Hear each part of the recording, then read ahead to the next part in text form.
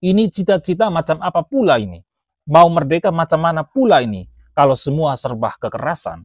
Saran saya kepada Pace Dorang yang masih berkeluyuran di hutan, sebaiknya kembali ke kampung saja. Hidup normal di kampung lebih damai bersama keluarga. Urus kebun ke, urus piara babi ke.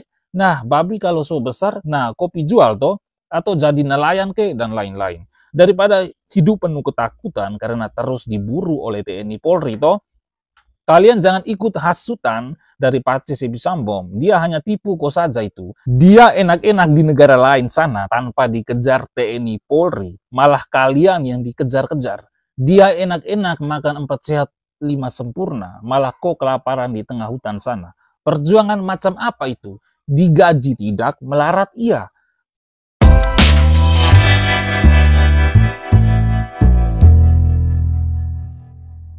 Pemirsa, akhirnya 250 anggota OPM kembali ke pangkuan NKRI. Ini karena upaya TNI Polri dalam menciptakan Papua yang damai dan humanis semakin dirasakan oleh masyarakat setempat. Hal tersebut menyadarkan kembali sejumlah anggota OPM untuk kembali ke pangkuan Negara Kesatuan Republik Indonesia. Nah, terhitung sejak awal 2023 hingga April 2025, tercatat sudah ada 250 anggota OPM yang kembali ke pangkuan NKRI. Nah, mereka yang membelot ke NKRI atau kembali ke pangkuan Ibu Pertiwi ini akibat perselisihan internal di tubuh OPM. Lalu mereka juga mengalami kelaparan dan mereka memandang visi misi OPM yang sudah tidak sejalan lagi dengan apa yang dicita-citakan selama ini. Belum lagi mereka dipaksa untuk mengangkat senjata dan menghabisi warga sipil yang tidak berdosa. Nah, pemirsa dan seluruh Pace-Mace di bumi Cendrawasih. Yang terbaru ini ada anggota OPM yang berinisial YSA. Sebelumnya YSA ini tergabung dalam kelompok bersenjata pimpinan Z Fatem dan memutuskan melarikan diri dari kelompoknya karena tekanan internal. Kondisi hidup yang semakin sulit di hutan dan visi misi OPM yang sudah tidak sesuai dengan hati nuraninya, sehingga saat ini telah terjadi perpecahan dalam kelompok tersebut. Selain YSA, kabar terbaru juga datang dari Pace Minanggeng Murib.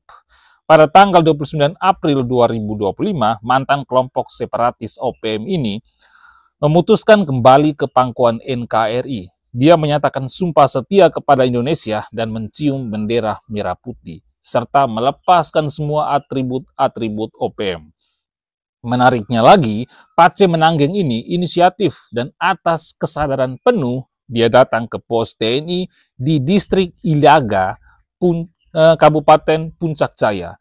Dia datang ditemani keluarganya, kepala suku, tokoh agama, dan warga setempat untuk kembali berikrar ke Indonesia. Bahkan, Pace Minanggeng ini berharap Pace-Pace lain yang masih berkeluyuran di hutan Papua dapat kembali ke pangkuan NKRI untuk membangun Papua yang damai. Nah, pemirsa yang budiman, mari kita simak bersama-sama berita dari kanal YouTube Sriwijaya Post berikut ini, supaya tidak ada lagi oknum-oknum yang menuding saya menyebarkan berita hoax. Dan bagi mereka-mereka yang tidak percaya dengan media Indonesia, bodoh amat dengan kau. Makanya pergi belajar sana supaya SDM jangan rendah. 250 anggota OPM membelot, kecewa dipaksa serang warga sipil, sebagian kelaparan. Jika juru bicara OPM Sebisambom dan tokoh KKB di luar negeri menyatakan siap perang terbuka melawan TNI, faktanya banyak pula anggota mereka yang membelot dan berikrar setia kembali ke Indonesia. Data dari BIN wilayah Papua menyatakan, total lebih dari 250 mantan anggota OPM menyerahkan diri dan kembali menjadi warga sipil biasa sepanjang 2023 hingga 2025. Pengakuan mereka hampir sama, yakni kecewa karena arah perjuangan OPM sudah melenceng dari misi meraih kemerdekaan. FW, mantan anggota OPM Lani Jaya, misalnya, mengaku kecewa karena mereka diminta angkat senjata melawan warga sipil dan orang asli Papua. Ia mengeluhkan tidak adanya strategi, rasa aman, dan hanya ada rasa lapar serta takut. Kadang diperintah tanpa arah, jelasnya.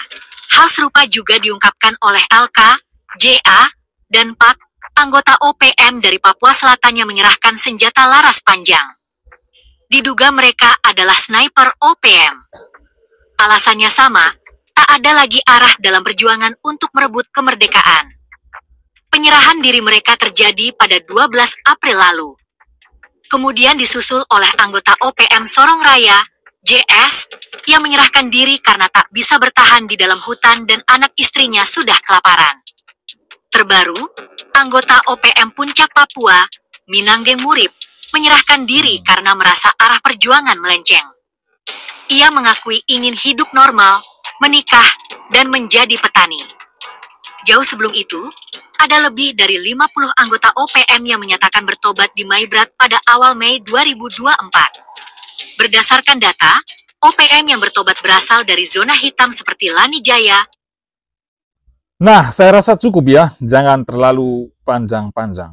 Nah, di setiap pemberitaan kita selalu mendengar kalau Pace Sebi Sambom selalu mengumumkan perang terbukalah, mengumumkan 9 atau 10 daerah sebagai zona hitam kawasan perang terbukalah, tapi pihak TNI tidak meladenin ajakan Pace Sebi itu karena tujuan TNI Polri di Papua hadir semata-mata demi menjaga Papua agar tetap kondusif, memberikan rasa aman dan nyaman buat Pace-Mace dorang di Papua sana, memberikan pelayanan yang humanis dan persuasif untuk Pace-Mace dorang serta bersama-sama membangun Papua. Jadi bagaimana Pace Sebi mau ajak berperang melawan TNI Polri kalau sejumlah anak buahnya saja sudah membelot ke NKRI dan mencium bendera merah putih? Sekarang Pace Sebi Sambom hanya bisa mengelus dada dan mengusap air mata karena jumlah anggotanya semakin menurun tiap waktu. Disebabkan para anggotanya itu kembali ke pangkuan Negara Kesatuan Republik Indonesia. Karena apa? Karena visi misi OPM yang tidak sejalan lagi dengan apa yang dicita-citakan selama ini dan apa yang dijanjikan OPM selama ini bahwa kita berjuang sampai merdeka. Nanti kita akan dijadikan pahlawan dan mendapat jabatan. Faktanya bohong. Bukannya jadi pahlawan malah jadi penjahat, malah menjadi pengkhianat.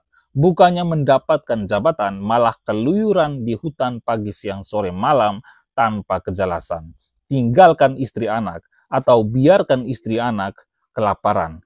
Belum lagi anggota OPM juga ada yang kelaparan. Belum lagi terjadinya konflik internal di tubuh OPM. Belum lagi mereka harus dipaksakan untuk angkat senjata dan menghabisi warga sipil yang tidak berdosa. Ini cita-cita macam apa pula ini? Mau merdeka macam mana pula ini kalau semua serba kekerasan? Saran saya kepada Pace dorang yang masih berkeluyuran di hutan, sebaiknya kembali ke kampung saja. Hidup normal di kampung lebih damai bersama keluarga. Urus kebun ke, urus piara babi ke.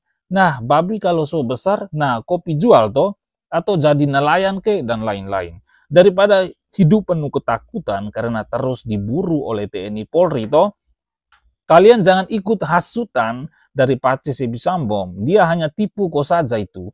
Dia enak-enak di negara lain sana tanpa dikejar TNI Polri. Malah kalian yang dikejar-kejar.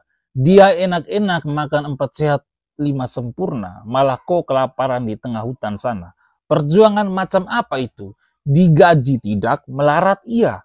Tapi kalau Pace-Mace orang merasa kami harus merdeka karena kami ini punya kekayaan yang melimpah ruah tapi miskin terus, ya mari tong sama-sama duduk bicara baik-baik apa yang harus tong lakukan supaya Papua bisa setara dengan provinsi-provinsi lainnya.